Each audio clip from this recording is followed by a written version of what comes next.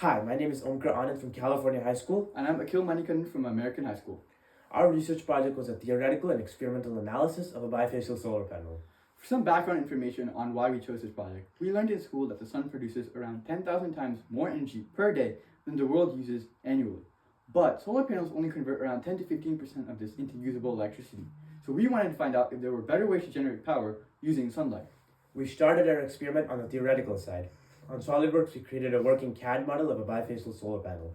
We split it into multiple layers to represent a real-life simulation, such as ethylene acetate, polyvinyl fluoride, and photovoltaic cells.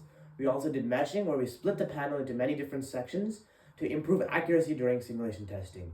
We had 233,000 mesh elements and 80,000 nodes in total. Next up, to simulate our solar panel, we first took the CAD files and imported them onto ANSYS. Then we assigned some constant material values, such as specific heat under constant pressure, density, and thermal conductivity. Then we applied a variable heat flux onto two sides that would simulate the heat flux as a variable related to time. Then we applied convection to all exposed surfaces to simulate real-world cooling.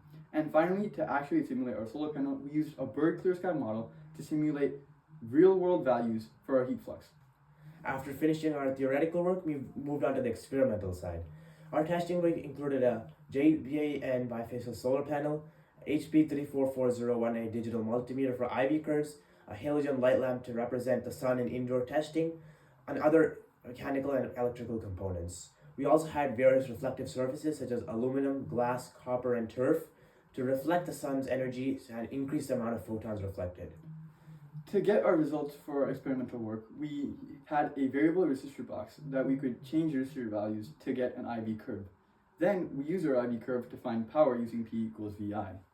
Finally, we also used thermocouples to test how the solar panel performs thermally against time. After all this testing, our experimental data showed that there was a 40% increase in power output between the monofacial testing and the bifacial aluminum reflected setting. This shows how much potential bifacial solar panels have and how much power they could produce at their full potential. Some of our future work includes a perovskite solar panel that uses a different material with a higher efficiency, but it also contains lead, so it has some hazardous materials inside as well. Another future testing could possibly be using aerogel materials to cool down the surface of the solar panel, because as temperature increases, the efficiency of the solar panel is drastically decreasing, and this could prevent that. In conclusion, our research was highly successful due to our data and 40% increase in power and all the various simulations that worked together.